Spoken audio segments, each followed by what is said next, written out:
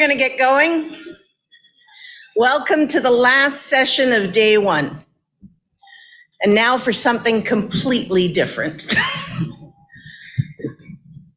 Just to clarify, there's a bit of a misprint in the program. We're not talking about land use planning. We're going to talk about waste management planning. And we're talking about the past, the present, and the likely messy future. Collectively on the stage today, we've got probably about, without giving away our ages, probably about 150 years of experience in the province of Ontario doing EAs for waste management projects. And I think we're going to talk about a different set of issues and a different set of challenges. So I'm going to start by allowing my fellow panelists to introduce themselves, and then I'll introduce myself. Blair's going to provide some context for our discussion today. And what we're going to do is we're just going to sit here and have a conversation. And we want you to challenge us with questions. And we're going to talk a lot about things that we were just musing. Perhaps we're the only people in the room who remember them, but we think they're important to the institutional knowledge and the professional knowledge of how we do EAs in Ontario. So Tim, perhaps you can start us off. Sure. My name is Tim Murphy. I am 60 years old, just to provide part of that context. So Annalise and I started right around the same time in the late 1980s. She was in elementary school and I graduated university. But I work for a company now called Walker Industries. This is my 7th organization I've been with in my career, and all of them have been either in consulting or as a private proponent. My background's in urban planning, and I really look forward to having this conversation. As Annalise says, there's a lot of institutional knowledge here on the evolution of environmental assessments and impact assessments in Ontario that I think, based on what I've heard throughout the conversations today, are useful context as we try to chart a path forward that's inclusive and more comprehensive. Thanks, Tim. Blair Schonecker with GHD. So I'm a solid waste planner, environmental planner, predominantly doing solid waste EAs in Ontario, but have done them in other jurisdictions. So I'll bring some of that flavor to it as well. And I worked with a couple of other companies, HDR being one of them, and Policy Integrity Consulting. And we did a report for the Ministry of the Environment, Conservation and Parks a number of years ago on landfill planning in the province and what the province should contemplate doing in the context of where landfills might be sited, and fitting in with the rest of the Waste Free Ontario Act that some of you may be familiar with. So I'll bring a little bit of that flavor to the conversation here today. John? Thank you, Blair. I'm much older than Blair, but much younger than Tim, I think. Before today, I'd never met Annalise, so I don't know her so much, but we've had a quick discussion. I do know the other two guys beside me here. I'm the Director of Waste Management at the Region of Waterloo. I'm an engineer, so I suspect that might be a little bit of an oddity in this group. Sorry about your luck. And I'll try and bring a little bit of that flavor to the discussion. I've been in the industry, though, almost as long, close to the 30-year mark. First 10 years in consulting at firms that no longer exist, Jagger, Hims, and Gartner Lee. I have no idea what consulting firms are who today because you consolidate so quickly. You use folks and consultants. It's difficult to keep track of. In the last 20 years at the region. And we are fortunate because I guess we are one of few in the province that actually has long-term landfill capacity, all because we got an EA expansion approval way back in 1991 before I started. And, I think since then, it's probably safe to say there hasn't been very many of those EA approvals since. So last but not least, my name is Annalise Grieve. I'm the Principal of Strategic Environmental Planning Solutions. It's an independent consultancy. It's just little old me. After 30 odd years of working in consulting for the big consulting firms, starting at Delcan while I was still a student in second grade, and then moving to Dillon with Tim in the late 1980s, onto academia, and I taught for a number of years, and then on to Cenis Consultants, which is now Arcadis. And then about 7 years ago, I decided it was time to hang out my own shingle. But in that time, I've had the opportunity, I won't say pleasure, because it wasn't always pleasurable, dodging death threats and pitchforks, to work on some of the biggest waste management projects in this province. And starting with things like the Ontario Waste Management Corporation proposal for hazardous waste incinerator. Put up your hand if you know what I'm talking about. Oh, we're old.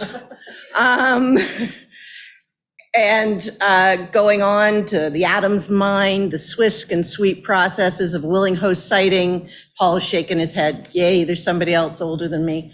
And then on to the Interim Waste Authority, where the province tried to site landfill sites for the big regions.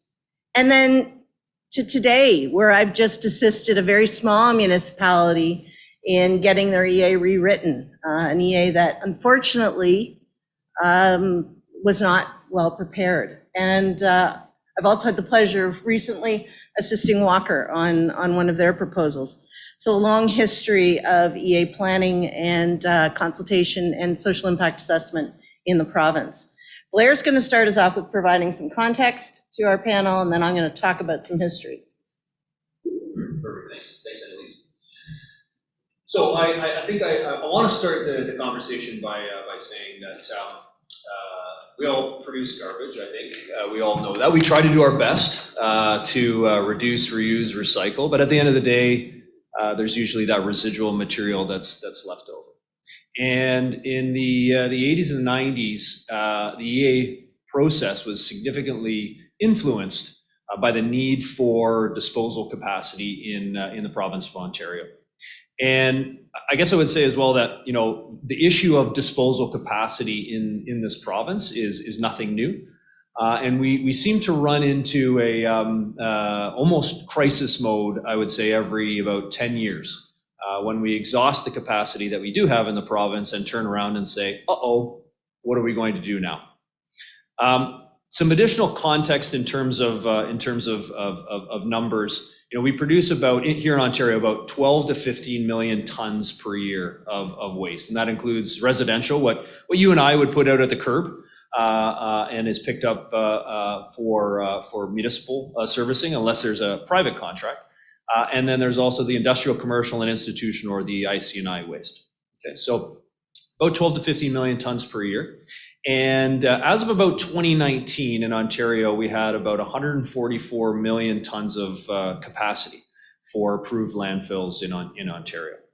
So, you know, fast forward a couple of years, now that we're in 2022, you know, you can put it at about 10 years left of remaining capacity in Ontario. We've got capacity here in Ontario, but we also send some of our material to the States. So keep that in mind as well too, as we're talking about some of the issues. We send about 3 million tons of material across the border to the U.S. as well. If we didn't have that as a backstop, if you will, or an option, then we'd be filling up the capacity that much more in our province. You know, solid waste and planning in Ontario really began in kind of the 80s and 90s, and it was really, you know, that holistic approach or an integrated model, right? Where municipalities would look at how can we divert material away from our landfills, because municipalities essentially want to be able to preserve their capacity, right? So that municipalities like Waterloo don't need to go back out and do another EA and find another site. Whereas, you know, on the private side of things, I would say that, you know, they're in the business of waste management, typically though integrated waste management. So, you know, maybe a campus approach where you've got a landfill site itself, but you're also managing the divertible materials like blue box and organics and food waste. In recent times, the government's made some changes with respect to Bill 197. And a key part of Bill 197 was providing municipalities with basically a municipal veto for landfills specifically. I should say, in our experience, getting any type of waste management facility approved in Ontario is challenging for a variety of reasons, right? We do work on material recovery facilities where blue box recyclables go.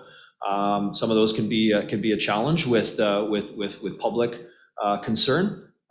Organics processing facilities. So, something that we're told as residents of Ontario to participate in green bin programs and divert your food waste because we don't want that going into landfill, so that we're not seeing GHG and methane. Even getting an anaerobic digestion facility or a composting facility, that can be a real challenge. Now, those don't require environmental assessments like a landfill, but that's a little bit of context in terms of challenges in terms of permitting and gaining approval for needed infrastructure, right, to manage our province's solid waste.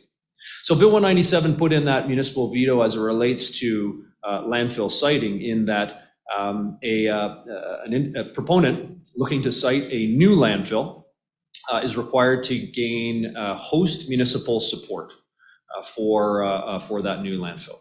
Either the host municipality or or if the landfill is sited within 3.5 kilometers from another municipality, you need to get both. Okay. So not without its challenges. And I don't believe to date that under Bill 197 that we've seen any new landfill proposed that has gone out and received that host municipal support. So with that context in mind, and the numbers that I provided, if we've got about 10 years of remaining capacity left, and it can take anywhere between sometimes 5, 7, 10 years to get a approval for a landfill in Ontario. We're starting to bump up against that remaining capacity that we have in our province. So, as I mentioned, the province has done a study looking at how we should plan for future disposal capacity, keeping in mind some of those diversion goals, right? The Waste Free Ontario Act, long time coming. It focuses on a diversion rate of 80% from landfill by the year 2050, right? We're not that far off from there, and we kind of hover around about 20%, I think at best, maybe 25. The other key piece of that legislation as well is the Food and Organic Waste Policy Statement, which has proposed to potentially ban organics from landfill, right? Which would preserve some capacity. That hasn't been passed yet, and it would take a little bit of time to get that in place. So you can see that all these different layers of policy are kind of starting to ring some alarm bells with respect to capacity around Ontario.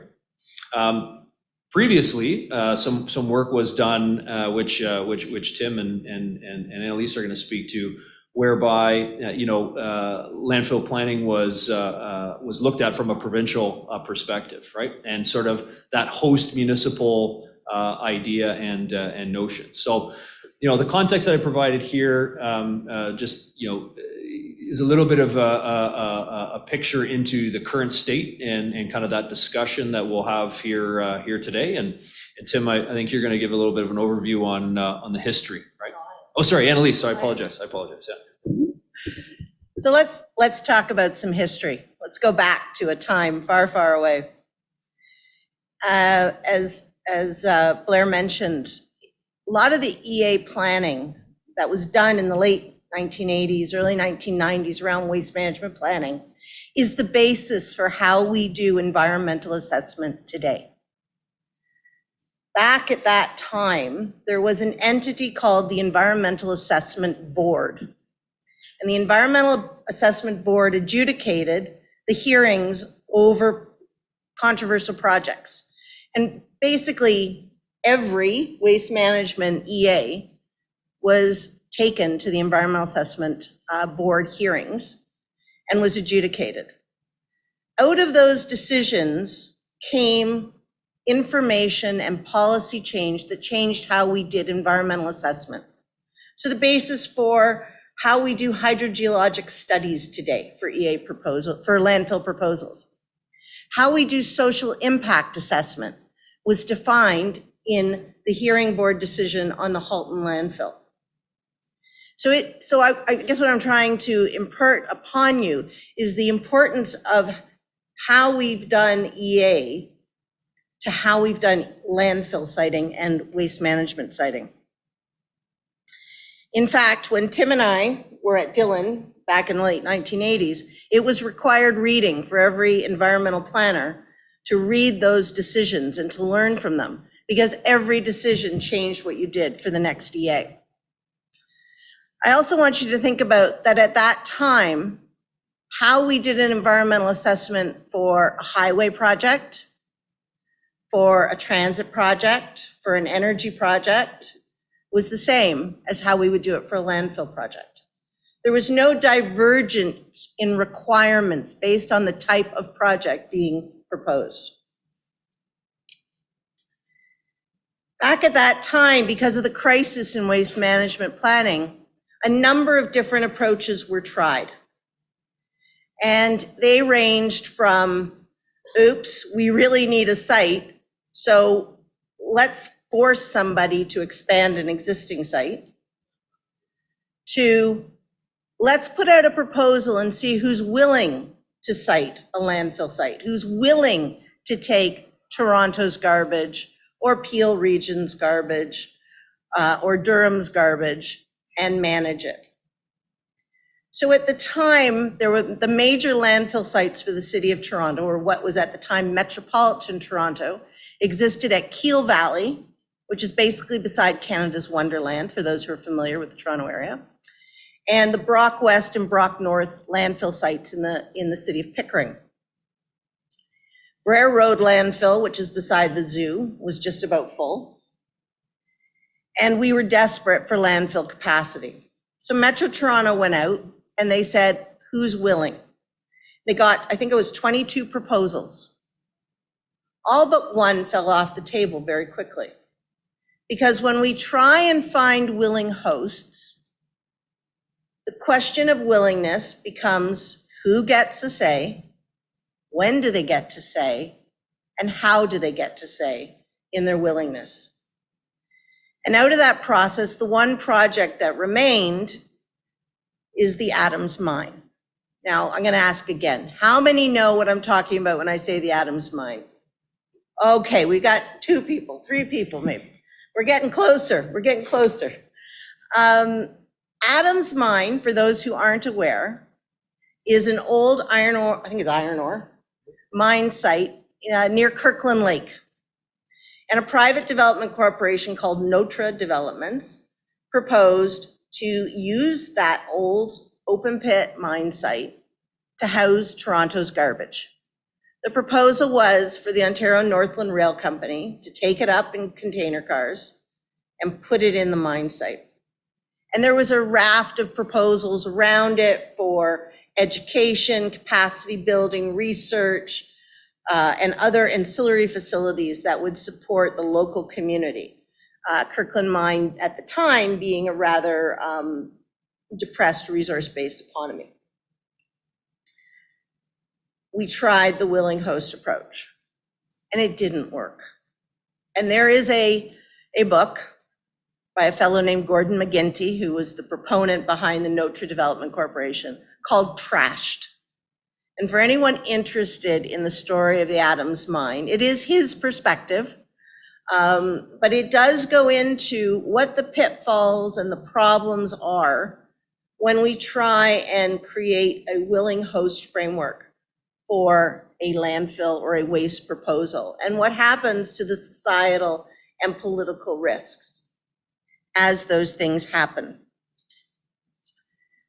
Once the Adams Mine fell apart, we moved, and it sort of, I wouldn't say it fell apart, it got sidelined until something called the Adams Mine Lake Act got passed, which declared an empty mine full of water a lake.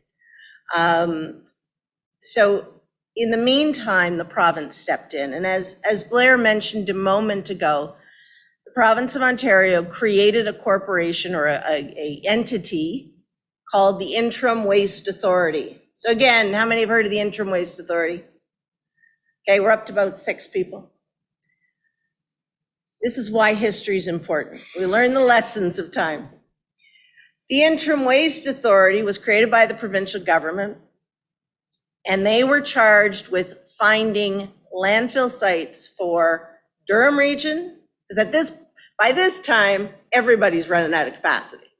So let's find a landfill site for Durham region, let's find a landfill site for Peel region, and let's find a landfill site for Metro, Toronto, and York region. Because at this point, Metro Toronto has no space for a landfill site. So we have to throw the waste into another regional municipality. Now turn your minds to what environmental planning looked like before you had computers. When we did IWA and when we did OWMC, which I referred to a while ago, we took these broad bits of the province of Ontario, so all of Durham region, all of York region, all of Peel region, and we did constraint mapping, not with GIS, but on paper copies of topographic maps overlaid with acetate, with the different layers of attributes we were looking for. And we did that for the whole area. For the Ontario Waste Management Corporation project, we did it for the whole province. We also, at that time, did a lot more, I would say a better job than we do today with our stakeholder engagement and engaging with folks. We would go out and we would have workshops to discuss the criteria we were going to use. So what are those constraints? And does the community agree with those constraints? What are the criteria we're going to use to compare candidate sites, to compare preliminary sites, detailed sites? And how are we going to weight those criteria to reflect the values of the communities we're affecting? And we would do all of that. I sound old without the aid of computers. I am not that old. You all are just young. And the other aspect that came up at the time when we were doing this, a big issue arose. And for those of you who attended the workshop yesterday on SIA, we talked about it. It was the issue of social equity. And social equity defined in the context of sort of Ontario's EA process was the notion of, is it fair to continue to burden one community with the impacts of critical infrastructure and not share that burden across a broader area? And was it fair for the city of Toronto, or Metropolitan Toronto at the time, to be exporting the burden of their waste to Adams Mine, to York Region, and eventually to the state of Michigan, which is where some of it goes today. So when we go back and we look at the history of waste management planning in Ontario and its relationship with environmental assessment, we really see the basis for how we practice environmental assessment today, and lots of important lessons learned around willing hosts and how we do siting, good siting of projects, and what we need perhaps to get back to do a better job tomorrow. I'm going to turn it to Tim. I want to see, first of all, does Tim want to add anything to the history? Because I want him to have a chance. I think it's very easy for us to look at where the state of IA is in Ontario right now or in Canada right now and be potentially negative on it and say there's so much more that could be done. But when I look at what's evolved over the course of the 35 years that I've been involved, we're on the cusp of some really transformational approaches. I think about what I've learned today that I'll be able to take back to my organization and to the community at large in waste management and share and see how we can make the process better. So, it's very important to have that history, because that perspective can sometimes make you a little bit more positive about where we are. And certainly the tools Annalise mentioned, the acetate overlays. I think for years I had black marker on my hands from drawing all these constraint lines on it. But the tools that we have technologically today put us in such a better position to be inclusive of perspectives, of knowledge. So there are really no limitations to what we can do, except, I think, as Annalise said, wrapping our head around what willing really means. Folks who have had facilities, be it mines, be it landfills, be it any other facility for which an EA applies, for a number of years, can become exhausted. The notion of social justice is real. In the US, they've actually created regulation and legislation around environmental justice to ensure that there is some sort of sharing of the onus. So we need to really look at some of those lessons learned over time and see how they can be applied today using the technologies and perspectives that we have today. And I just look at the demographics in this room. I'm quite thrilled, frankly, that there are this many folks who are interested in the profession, to be able to ensure that we are going to continue to improve that moving forward. So I'll turn it back to Annalise to turn it over to Blair. So that's sort of the history. That's where we've started. But there's been stuff that's happening today, and I think Blair's going to start taking over the conversation and talk about what's going on now and some of the examples of projects and what we're doing, and John's going to weigh in on some of his experiences. But where we want to end up is we've got a list of things we think would help improve the process and enhance the process as we move into the next round of waste management environmental assessments that I think most of us know are coming, and are going to need an incredible amount of attention. So Blair, turned over to you. So a little bit more context on EAs as it relates to landfills, and I guess on waste management or residual waste management as well, right? There's essentially two processes available to you, right? So an individual, or what we're going to be calling comprehensive EA, right? And that's for landfills that are new and over 100,000 cubic meters, or expansions over 100,000 cubic meters. In the context of that volume, 100,000 cubic meters is not a lot of volume, right? So if you're looking to expand a facility, a landfill, you're looking at a comprehensive EA process. So terms of reference and then the EA itself. There's the streamlined process under the EA that allows for a proponent to undertake a screening, but that's limited to a landfill expansion of between 40,000 cubes and 100,000 cubes. Again, not very big. That's going to be increased under the revised legislation as soon as the regulation is formally modified.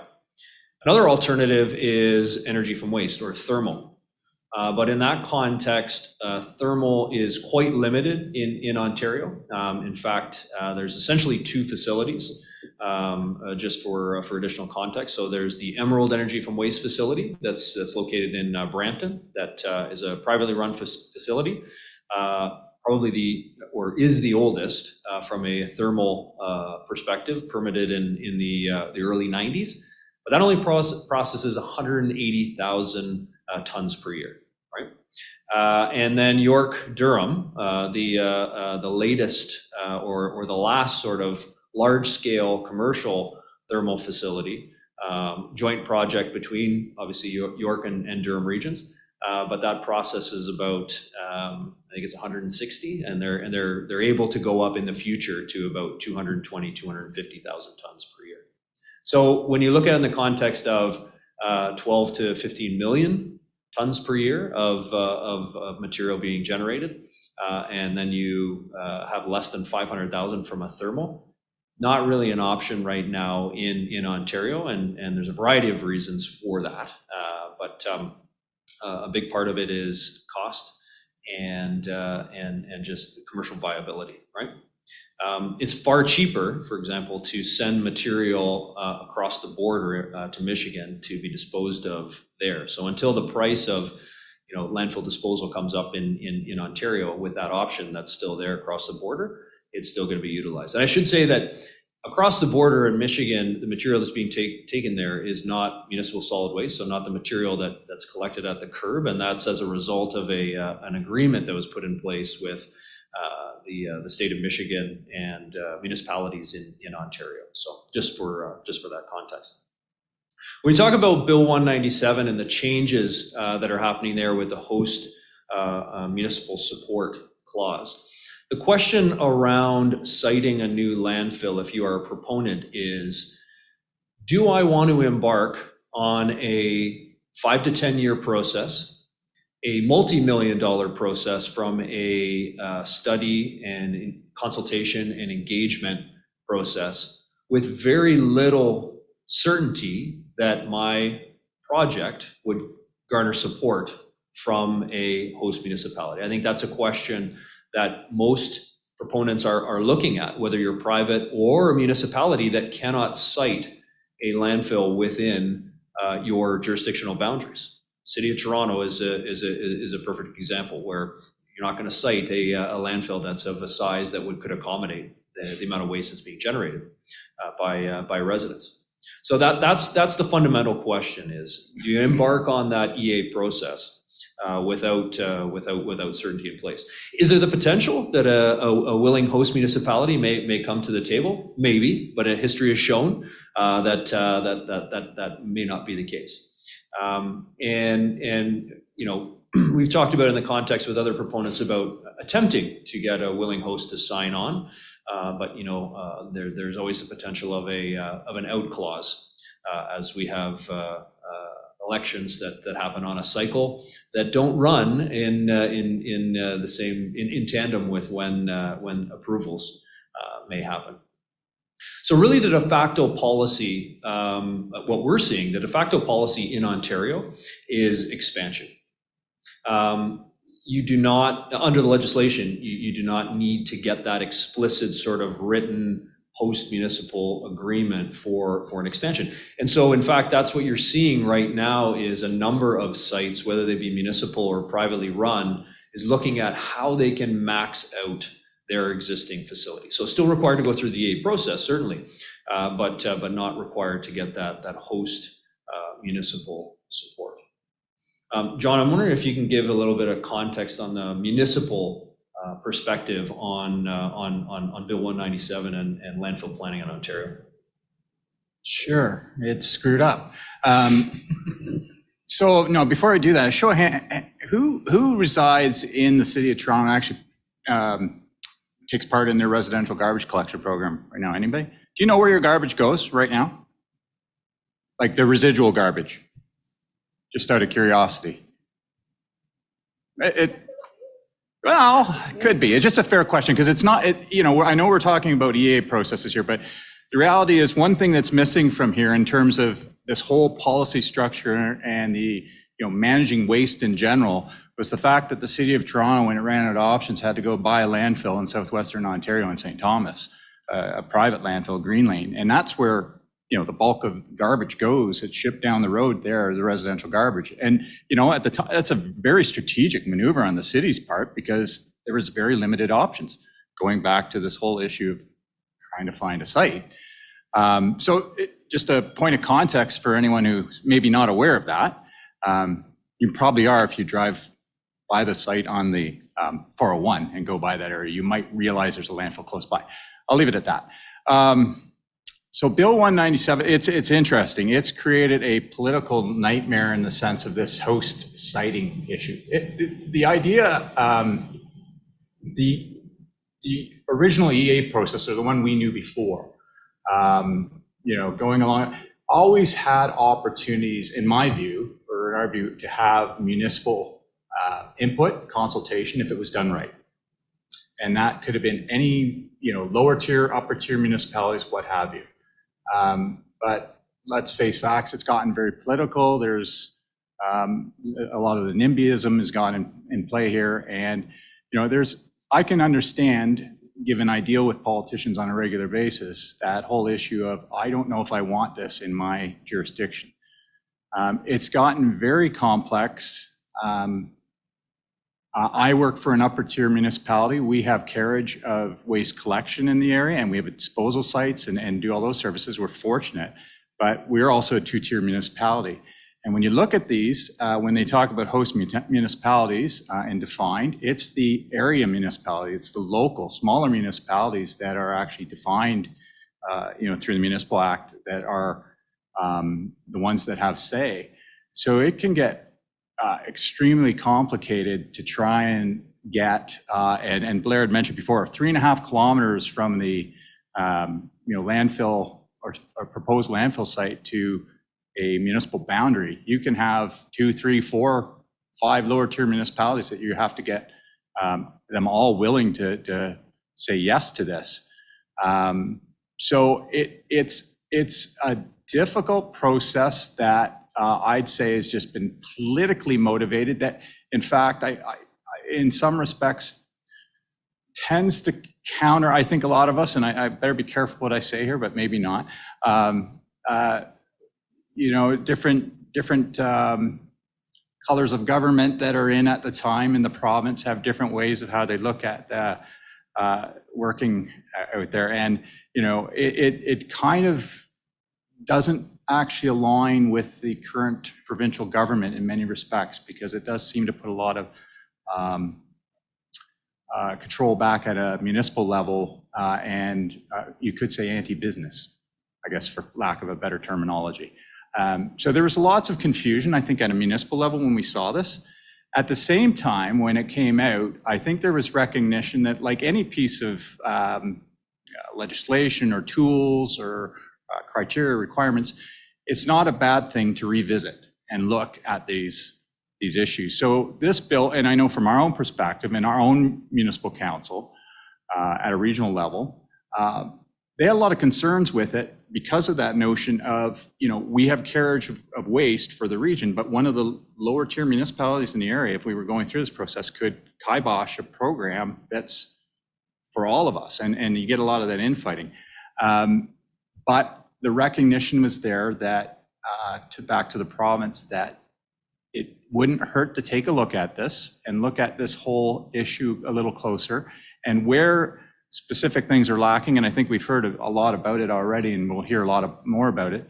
And my personal experience is, technically we can go through the process the way it is, even 20 years ago through, and it's still pretty consistent today, and do a good process. But it's that social impact that's missing, and it's still missing in a sense that, that's by de facto default saying host municipality, that's your social impact. I'm not sure that's the appropriate way and means to do it either. So I think there's an opportunity to review and continuing to evolve the process.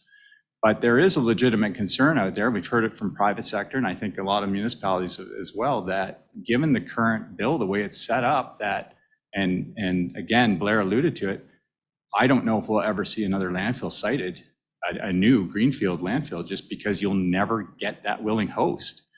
Could be wrong, but so we're left with expansions. And then when you consider the amount of waste that's being generated and how we have to manage it, and the fact that we still need landfills, despite the EFW facilities and what have you, there's still residual waste. There's no one silver bullet yet.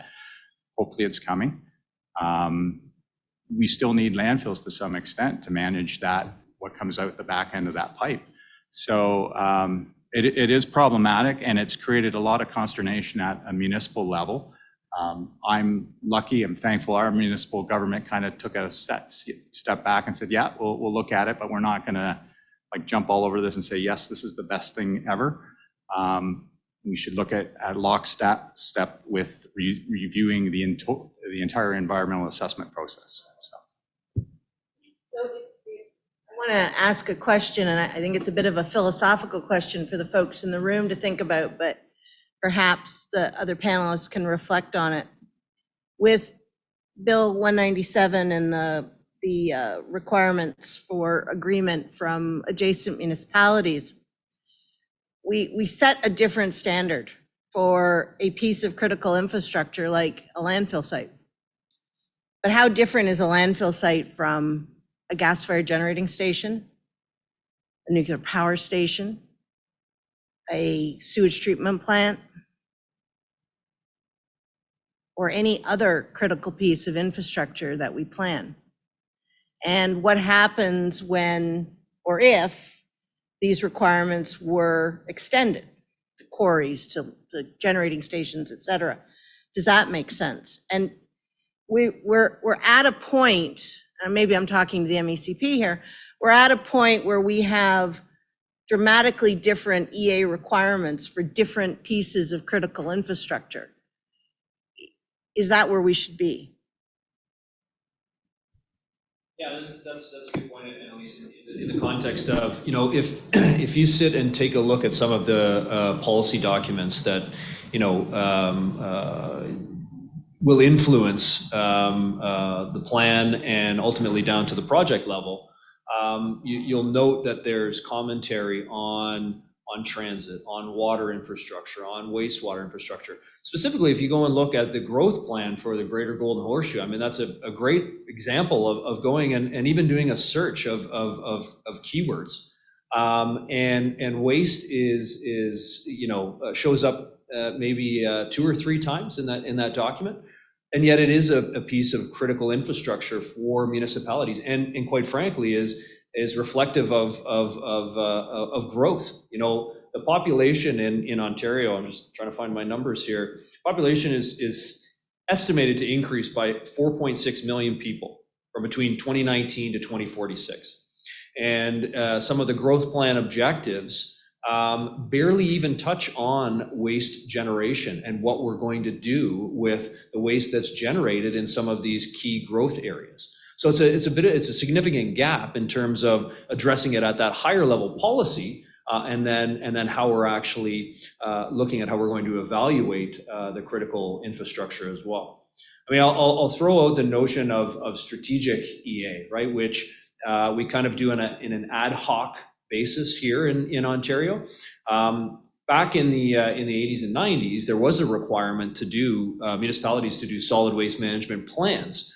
A little bit more of a strategic outlook to say it's an integrated system. So let's look at what we need to do from the setting the diversion rates to the infrastructure that we'll need to deal with the recyclables and then ultimately that residual waste, and look at guiding those facilities into, I would say, more environmentally acceptable areas, and mesh those better with some of the land use planning documents. And I think that there's still opportunity to do that, but they don't dovetail very well right now with respect to how the provincial government sets policy on managing growth versus getting really down into that tiered forward look of project implementation. And on the whole strategic EA comment, as everybody in the panel has mentioned previously, waste isn't just garbage. I mean, theoretically, if we even, I think all of us at the table have probably heard hundreds of conversations about redefining the way we use the term waste. If we looked at it as a resource, would it change the conversation? Would we look at facilities? So John's municipality, for example, and our company operate campuses where we have organics, recyclable materials, disposal, landfill gas to energy, various components of the entire waste or resource loop. So if we looked at it more holistically, would we then have the landfill become just one part of a broader conversation? And if that was the case, there is regulation in the province which says if you can build a landfill to this standard, it's called Reg 23298, that theoretically you could put that landfill anywhere, except in the middle of a lake, which used to be a mine. And so, there as impact assessment professionals, we could probably knock off many of the technical conversations that we have about waste, because the designs are theoretically approvable if you meet a certain standard. The materials that would be part of the system would have their own independent components that could manage them. So what's left? There's the social piece. And Annalise talked about equity. John talked about his municipality having a landfill that was originally supposed to be 20 years, operating for well over 30. And then Blair talked about the fact that the crisis is imminent and that we can only export the solutions for so long. So, I would challenge us, just sort of like Annalise did earlier, to think about our role as professionals to try to focus that conversation, and specifically, certainly based on what I heard today around the social piece. I even think about when Annalise talked about the meetings that we used to have, where you'd literally sit down and they were real kitchen tables with farmers and small businesses and parent groups and you name it. I mean, hundreds and hundreds of meetings over the course of the years of these processes. And all that information was collected in a more pragmatic way, because you had to sit there and listen. Like I couldn't sit there and just send out a survey and wait for somebody to fill it out. I had to genuinely engage to show the respect, to then build the social license to just maybe come up with a solution. So, I sat today and listening to the presentations about all the wonderful data that's collected. But ultimately, this notion of convincing a municipality to be a willing host, it's really about those relationships and earning the trust to allow people to talk about their vulnerabilities, to then convert those into something that as a proponent you could actually do something about. So we're continually challenged about how we take that in and process it in a way that can actually be meaningful. Am I going right or left? Go, John. I'll go far left. Bitter about waste being at the low end of the, I don't know, stick, whatever. It to Blair's point, it doesn't get the,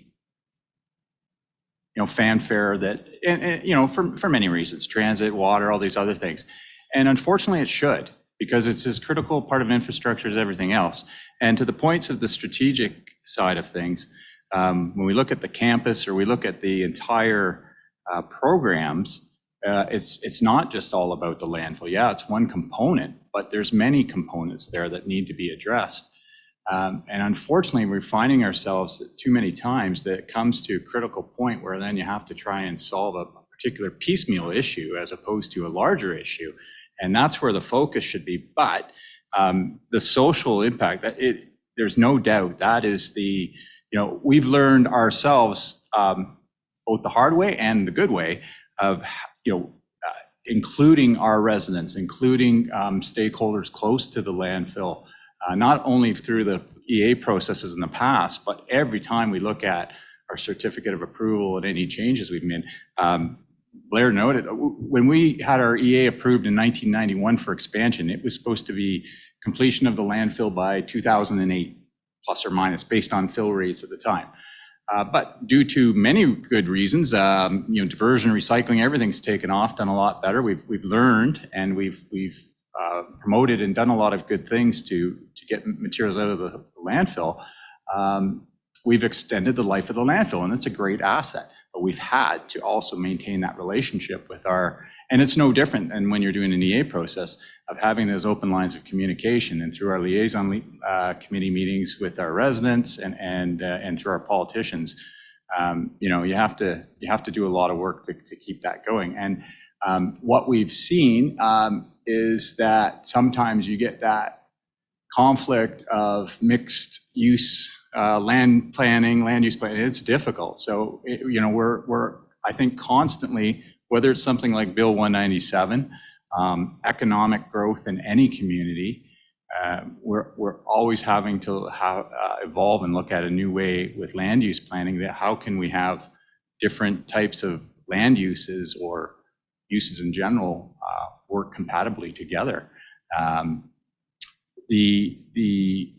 And just a little bit more context for clarity, we certainly focus, our mandate is residential waste. Our landfill accepts commercial waste, and we do take small to medium size and some larger waste companies use our site. But the reality is, as noted before, it all comes down to the money and the economics. So the majority of trash that's created in the commercial industrial sector in our area, it's probably 60-70% of the waste generated in the region of Waterloo goes on a truck and goes down the highway and goes to Michigan or southwestern Ontario to a private landfill. Our tonnage is primarily residential, and like I say, it's we do have a component of local municipal or local commercial. So that's our attempt to maintain for our own people, our own residents. But it does get complicated. And just another thing that's come up in the past, every time one of these crises comes up, or there's a threat of a border closure, for instance, or Michigan, what have you, you get things like, oh, can you take waste in an emergency? It's not practical. You can't build out the infrastructure. You can't, even if you have approved capacity, you can't do it. And you're just pushing a problem down the road. So, at one point we were asked, like, could we accept Toronto's waste or portions of it under an emergency? Certainly at a certain cost and over a certain period of time, but it just puts us in a worse position, puts Toronto, puts everyone in a worse position. So I think it goes back to the initial planning stages of this. It has to be looked at holistically. And we need to do a better job collectively of showing the need, and there is a need of not just landfill, but the entire waste process. And hopefully we'll get to a better spot and be able to streamline things, because the certainty aspect and clarity, there's a lot of money, time, and effort put into something. And if it's not going to even get off the rails, that's a tough pill to swallow. So. Okay, so I just want to echo a couple of the points, and then I want to move on to talking about the future. I've always say that the easy parts of an environmental assessment are the technical studies. The hard parts are the stakeholder engagement and the social impact assessment. And I want to challenge, a lot of what we heard today about GBA plus and socioeconomic impact assessment was more in the context of the Impact Assessment Act and Northern projects. But there's a hell of a lot of work we do in the city of Toronto, where we deal with stakeholders with multiple languages within the Greater Toronto Area, where we deal with folks like the Amish, where we can't use technology, et cetera. And we do that in a social impact, in a way that's very effective for social impact assessment. And I think we should all be challenged to think about how, within the context of the Ontario process, we're doing social impact assessment work, along with what the lessons learned are from impact assessment. So we have a number of thoughts about what might make this process easier as we move forward. And I want to start the discussion with John. I'm going to go back to John. And I'm going to ask John, if you had to start a waste management EA today, what are the barriers for the municipality in terms of capacity? And how would you like to see those types of issues addressed? It's, again, I think, well, when you specifically speak of barriers, the one thing that's unique to this too is we don't do this every day. This doesn't happen all the time. So I think from a constraints or barriers, it's actually having to get a steep learning curve in terms of getting support, and whether it's through consultants, it's a hard thing internally. I mean, we have good staff that know the waste business and how to operate typically, but on the planning side, and I'd also, suggest this is a bit of a stretch outside of typical local municipal planning expertise. There is some elements of that when it's, you look at your regional official plans and things like that, but there's a high reliance on external support and expertise and the knowledge, and especially now, given, again, from a technical perspective, and I would use our own municipality as an example, lots of good staff that know how to operate, run a landfill, actually build it, all those sides. I'm an engineer. It's quite you have to learn through. The thing that's happening in schools these days is great, is they're starting to teach that social awareness side. And it's a must. It's a must, because we do get caught up too much on that technical in the box and don't recognize all this extraneous information that actually is the more important part of things. So trying to get, that external resources to help, but really get a good beat on your council, a champion. I think of EFW sites or even our own sites, if you don't have a strong voice at that political table, municipal table, that like if it's something that you're the proponent as a municipality, whether it's a private entity that's doing it on your behalf or it's your own, I think you're done in the water before you even start. So you really need to invest a lot of time up front in educating the political folks around the table in your own area to assist and help you through that journey, and certainly all external, and use your own internal processes to fill the gaps wherever you can. My turn? Your turn. So the fundamental difference between John's context and the context as a private proponent is John would have the requirement to look for not only a number of different technologies, but a number of different locations within his municipality. So he could spend years just trying to find a willing host within his municipalities before he could even really go to the next step. As private proponents, we have the difference because we can really only look at the lands that we own. So it's somewhat more scoped for us in terms of the physical option locations that we can look at. So why I bring that up is when Annalise asked what would be some of the preconditions before starting a process, we as proponents need to act as responsible operators to demonstrate that social license that we're going to draw down upon to ask for the next expansion or what have you has some foundation in proof that we can actually do it right. And I think one of the quandaries with citing a greenfield in a new community before Bill 197 was the fact that you're introducing something that's very different to what they don't have. So I remember one of the communities that I was trying to cite a landfill in, the CAO said to me, heck, if you could just put it underneath a building, you'd be set, because it'd be no different than a Toyota plant with 3,000 jobs.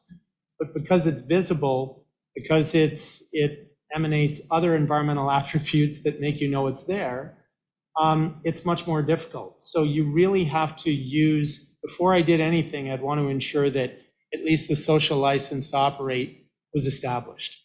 And there's a number of different ways you could establish that through surveys, through door-to-door, through complaints, et cetera. So that's fundamental to me as a private proponent.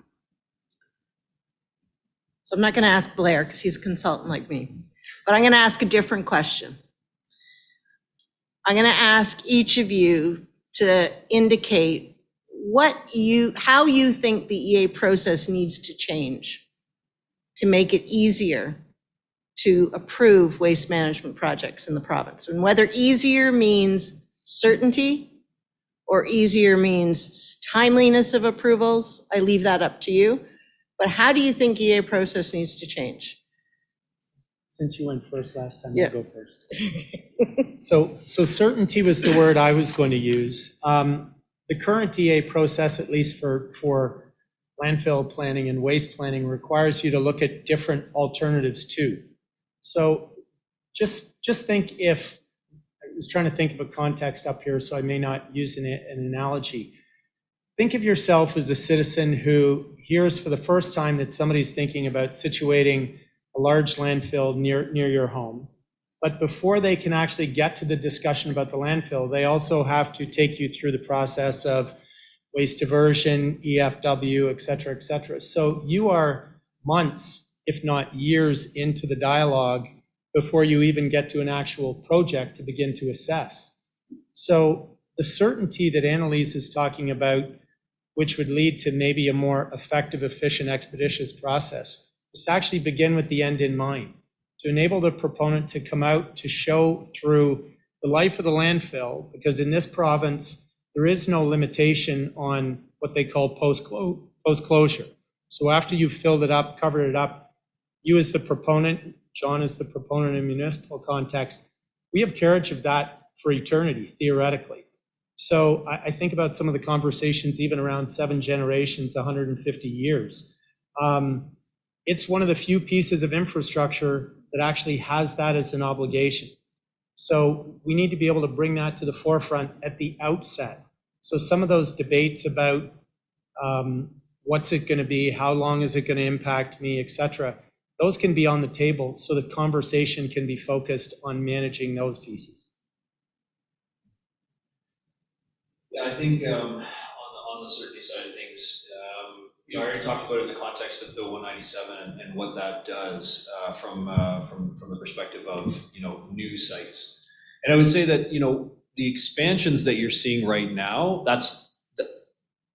from my perspective, that's not new capacity, right? That's just replacement capacity of waste that's being generated. And again, increasing the population in Ontario is the population growth is linked to waste generation as well. So we look at it as replacement capacity. So that host municipal support end of things, when we get to the point where you can only expand the sites that you have so much, because there is a limit in terms of the geometry and the arrangement and setbacks, et cetera.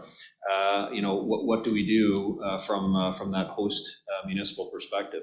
I think as well, echoing a little bit on Tim's comment is, and this is reflected in some changes that I hope we're going to see soon, is the sectoral terms of reference, right? Where we're going to have a bit more of a whether it's a templated approach or streamlined from the terms of reference perspective for each different sector, be it water, wastewater, solid waste, energy, et cetera. And I think that would help not just with the proponent, but certainly on the stakeholder engagement and the review, and allowing for a little bit more of that streamlined approach. Make it a little bit less confusing potentially for those stakeholders that are involved in the process. I get to speak again. I failed to mention the last time about stakeholder engagement and the importance upfront of these things, so you get a project off the ground. A strong regulatory body or assistance from the regulatory body. So in this case, obviously the province and the Ministry of Environment, Conservation and Parks.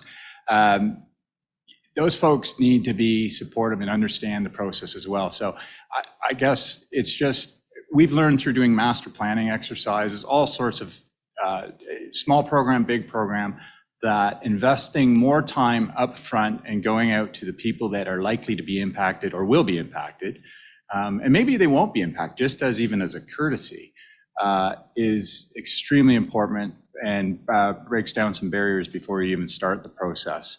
And we kind of talk to people and they come to our sites and we'll hear stuff like, oh, this is almost like a park.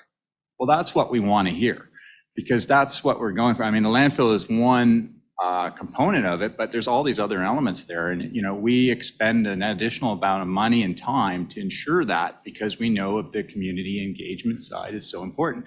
And that's no different at where we are today as an operator and way down the road of operating a site, but very much from the beginning, more so important, right? To have that in place. The Bill 197, I think it still needs, I don't know, we'll see if there's going to be a test on that. But this whole provincial, municipal, regulatory, who's responsible, because I think the other thing we all, it's hard to take sometimes, is the duplication of efforts and looking at some things and who has jurisdictional control. So clarity on those things, and maybe the only way that will happen is to have something actually get through the process as it stands today, but we haven't had any luck with that. But And just as a last comment on what Blair mentioned, yes, expanding a site a few 100,000 tons or 1 million tons here and there, great, fine and dandy, but it's no way going to solve the longer term issue of landfill capacity or disposal capacity. And, you know, I'm hopeful, and I think a lot of us are optimistic that maybe some technologies will continue to come down the pipe that will ultimately take the place of landfill or a good chunk of landfill. But right now, that's just not realistic. And I think that's also has to be understood when you're presenting information and being as realistic as possible. I'll leave it at that. So I want to leave enough time for a few questions, but I just want to go back to the panel and just, is there anything we've forgotten, any last words? Because I know we've had some discussions. I think, you know, to build off of John's point about capacity, there's a lot of knowledge. I mean, the whole reason why this panel was put together was to really convey a bit of historical knowledge.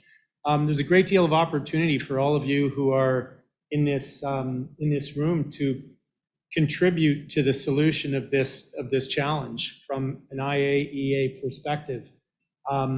Building the capacity, investing within the institutions that have carriage of this, the consultants, the municipalities, the province, is critical. We need good staff and folks to be able to consider these types of applications because they're complex. Somebody who's a hydrogeologist is going to look at one facet of it. Hopefully we don't expect them to look at the social aspect of it. No disrespect to hydrogeologists, but we really need specialists. So it's encouraging for me as a proponent to see the number of folks in this room who call this their profession. Have anything? No, I think I covered everything I want. I'm keen to get into discussion. All right, and I think, John, you had finished your, No, you're good. We've kept everyone for a long time. Yes. And yeah. So let's open it to questions then from the floor. And I think just echoing Tim's point, there is still institutional knowledge. There's still folks like Tim and I and John and some others in the room who were around for OWMC and IWA and the Adams Mine. And that knowledge is important. It's important to this profession. And hopefully there's an interest in maintaining it. Ariane, ask away. Retired. But I just want to go back to your very opening remarks because I think I'm actually in the same club as you guys in terms of when we entered EA land. And if my math is correct, Tim was in grade 6 when I graduated high school. So, but I do remember I did cut my teeth on landfills when I first started at MECP a long time ago with Tim. So I do remember the willing host approach. I remember IWA. I remember OWMC. I remember Adams Lake. I've read that Adams Lake mine piece of legislation more times than I care to. But I do have a question for you.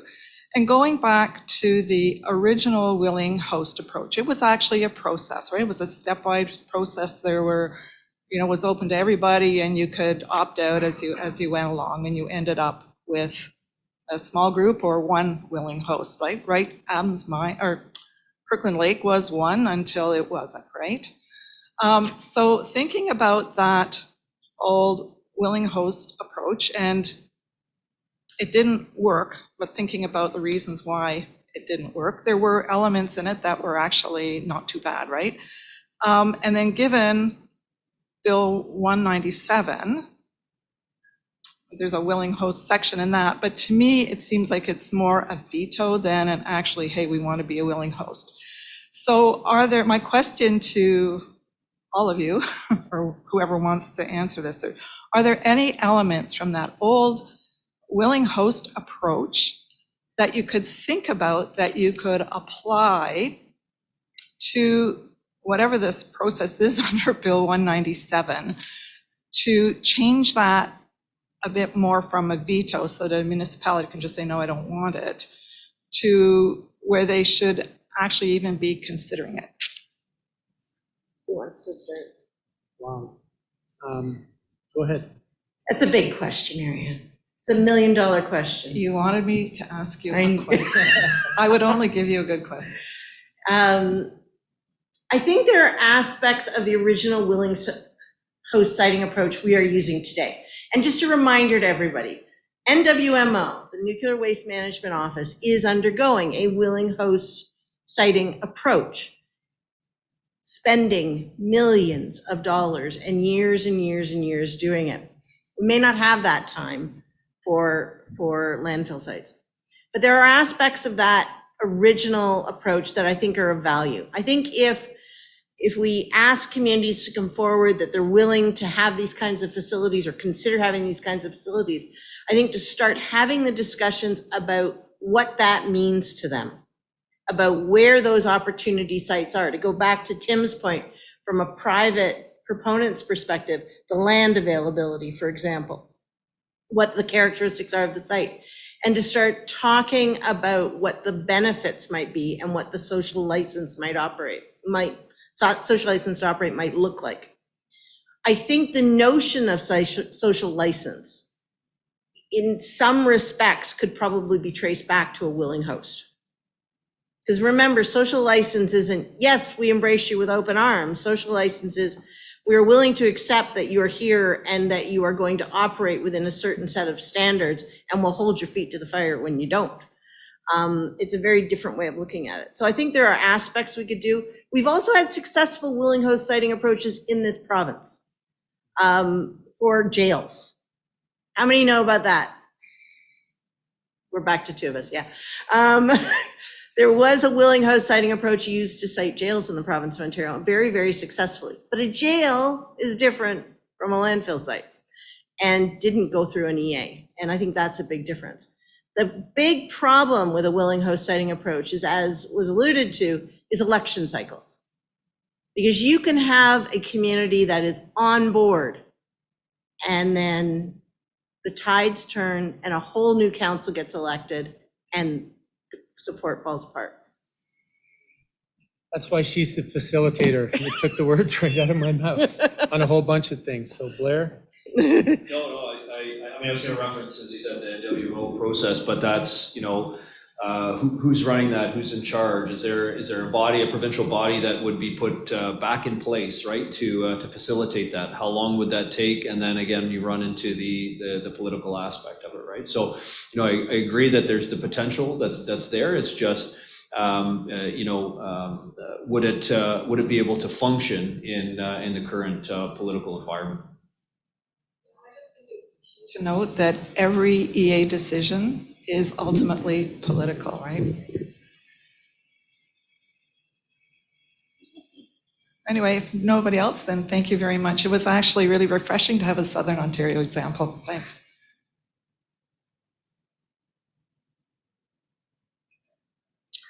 So I'm really grateful for this panel. This was fabulous. Thank you so much. I'm actually,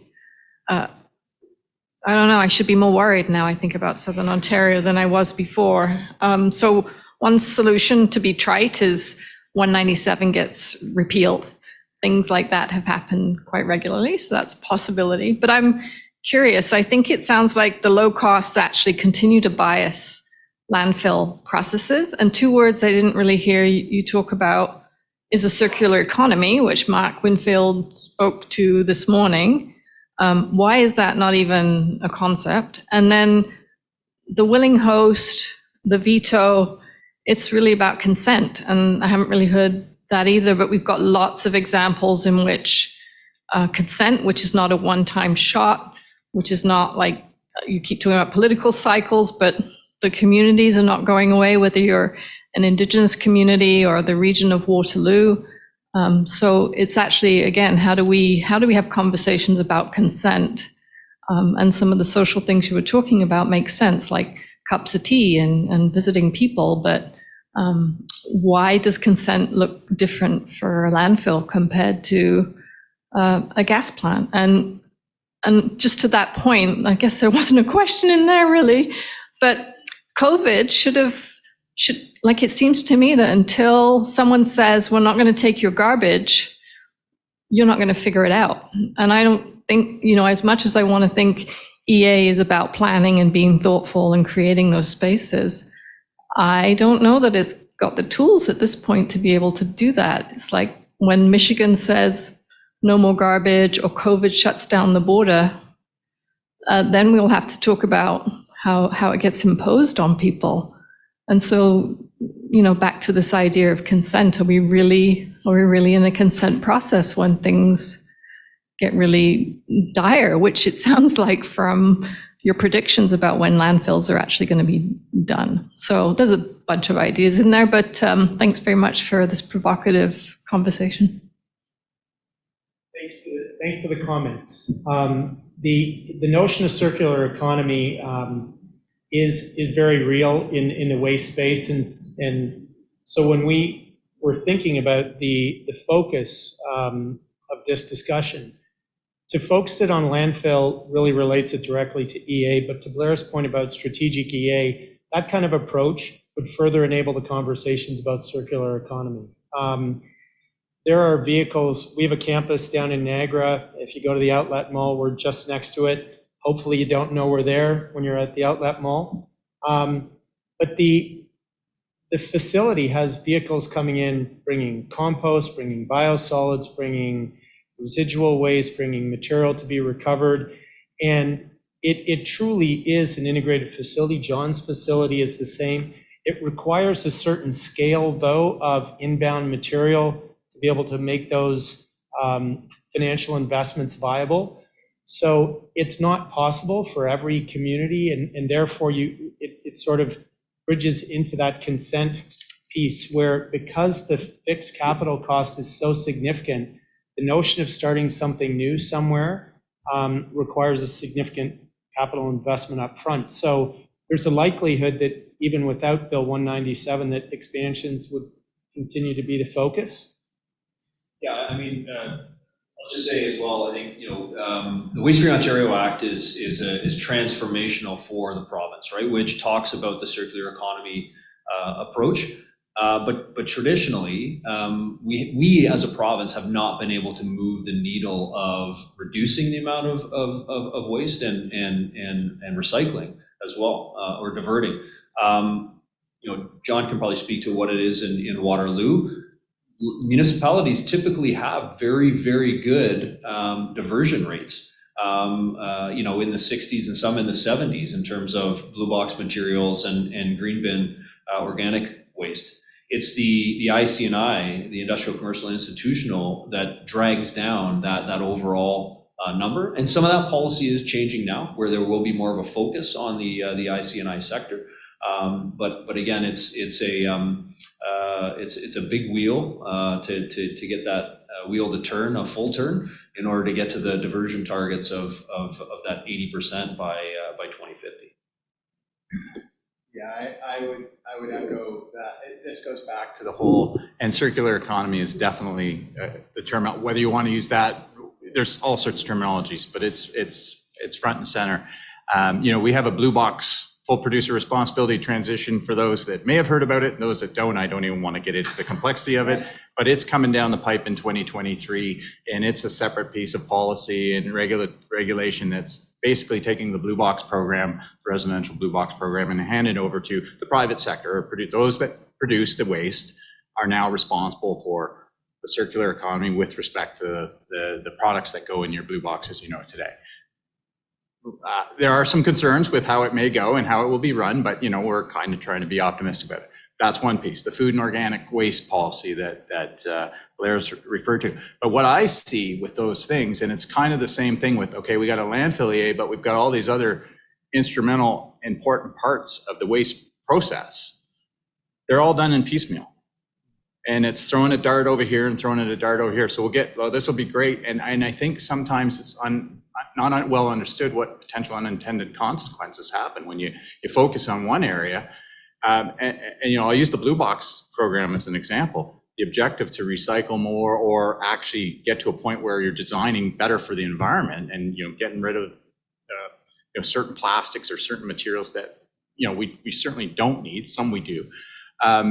Just the way the objective and the way it's set up, it's just the jury's still out if it's going to actually meet an overall net benefit environmental impact environment, which should be the objective of the whole process to begin with. Unfortunately, a lot of this comes down to, and I see it every day with municipalities, and we see it with the province and the federal government, and it's a fact of life.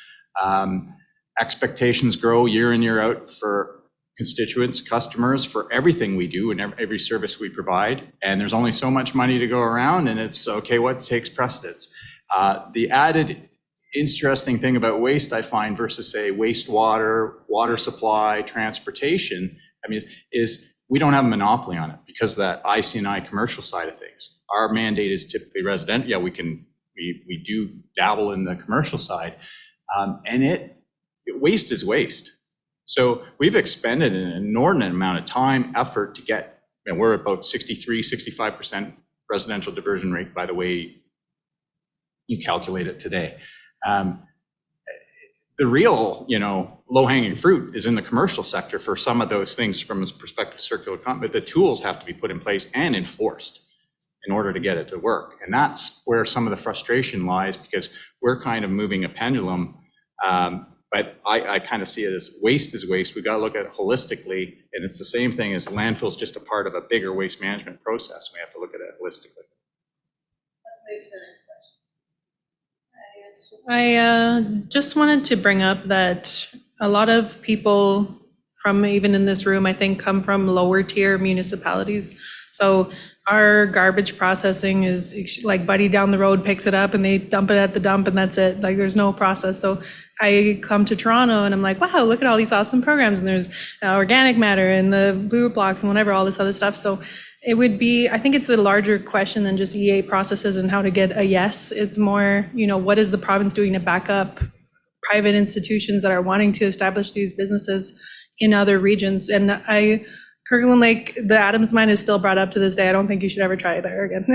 But I just think that Waste Free Ontario is an amazing kind of step forward. And I think that we need more advanced policies to get that going. So I guess for you all, what would you say is the next steps in waste reduction? I know you touched on that a bit. And then also for waste diversion, for having the benefits shown about different locations, like people were really pissed off about the incinerating plant or whatever near Durham region, but those kinds of things ended up helping overall. And I think afterwards there's been some level of acceptance. And I think that if there were generated jobs, like it's almost a lesson that we could learn from mining industries that try to acquire that social license to say, oh yes, we're going to come in and these are the benefits XYZ. But I'm not an analyst, but yeah, I guess I just want to know what your thoughts are about that. Garbage is not an attractive kind of commodity, but what would you say in that regard? Go ahead. So I think goes back, first of all, to the definition of waste. So because waste is defined in regulation as theoretically not a resource, we're peeling away parts of it. So first piece was the blue box, then it was organics. Then you're even looking at the gas that's generated being captured and turned into electricity. So if there was an ability to maybe reframe, instead of calling it the Waste Management Act, Resource Management Act, so that fundamentally there is an opportunity to look at everything that goes in the bag at the corner, whether it's in the middle of Toronto or in the middle of Kirkland Lake or wherever, has the potential to be repurposed. And if we talk about the Waste Free Ontario Act, the EPR legislation that John's talking about, extended producer responsibility, all of those things are going to create, hopefully, the environment where we truly do have more of a circular economy approach, and that some of the economics, for example, a small municipality in Northern Ontario trying to put all of this together, get the material to market, get the amount of volume of material into the landfill to make the infrastructure cost effective.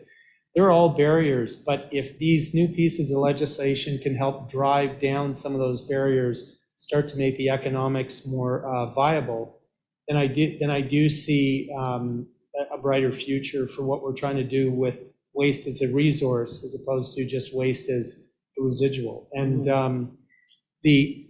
I think all of our trips to the cottage, and then you go to throw the bag out and you got to fight the black bears for your spot of, that is the notion of landfills that people have conjured in their minds. We as proponents have to do a constant job at trying to inform people about what a new modern facility is and all the precautions that are there to protect the environment that we share.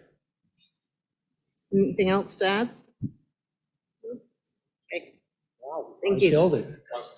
You killed it. Yeah, we're also getting conscious of time. Oh, I was. Yeah. Okay, Go this ahead. is kind of quick because they both kind of touched on this Yeah. already. But I know like every day we're throwing away critical minerals because we don't have the systems in place currently to recycle them.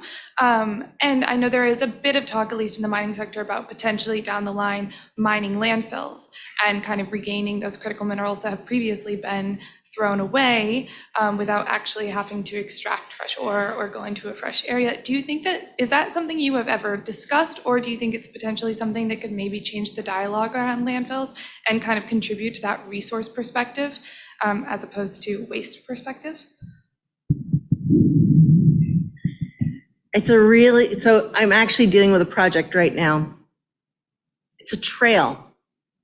But the trail can go on one side of the road and take property from people's backyards. Or it can go on the other side of the road and dig up a municipal landfill site that's 60 years old.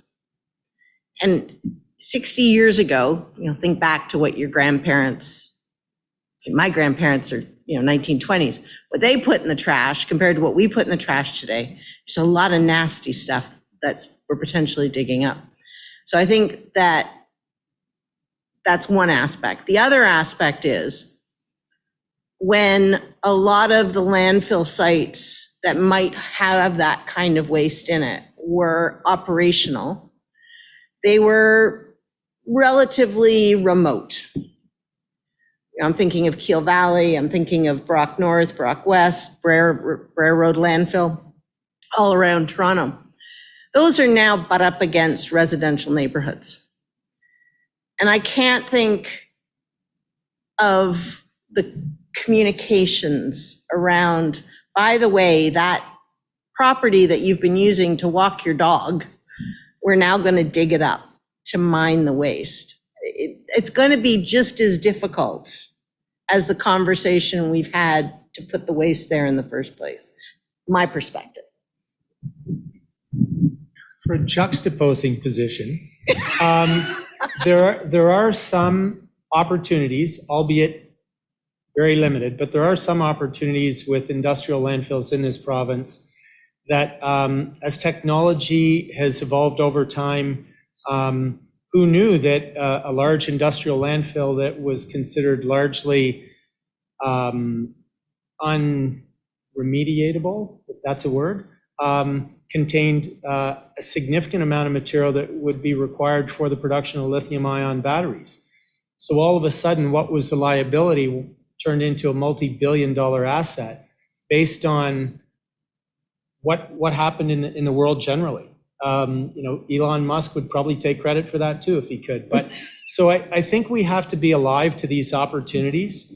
There are municipalities that have decided to mine their landfills and basically take what was a blend of a pre-Reg 232 landfill and a post-Reg 232 landfill, mine it out, build a new facility, take the material out that was of value and manage it that way, and then put the rest in. So there are various circumstances, but I do agree with Annalise that it's not something that you're going to see often, but there is potential out there.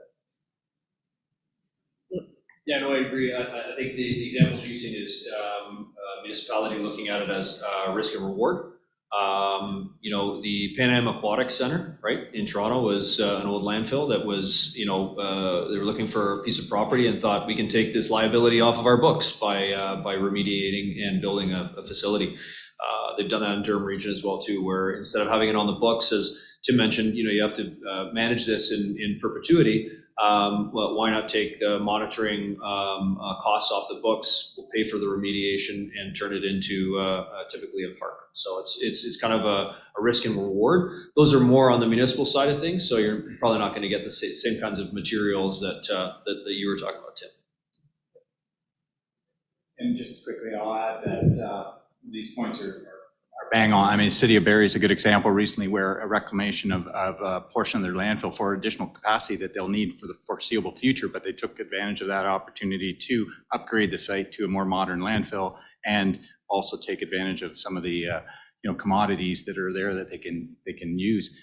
To Tim's point, my experience, because I've had some in landfill mining and seen it, and I can see our own site is typically an industrial site or a site where you have some good idea of what's in there would be the ones that you would want to maybe consider. The health and safety aspects of going in and taking on some of these things. We've done it out of accident and hit an old barrel that happened to be in from a, previous landfilling days in an area where we're coming up with a new part of a cell. And so you have to be cognizant, the odor and all those things, depending on where you are. But landfill mining is definitely something that's should be on the radar for a lot of areas and does have its potential uses depending on where you're at. Thanks. That's it. We'll turn it over to Beth for closing remarks for day one.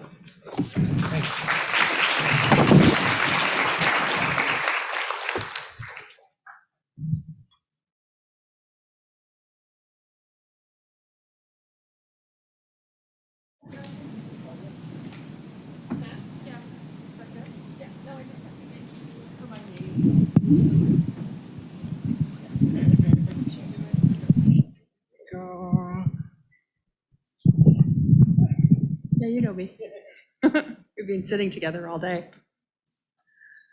All right, so thank you everybody for coming, and thank you most of all to our keynote speaker and our panelists.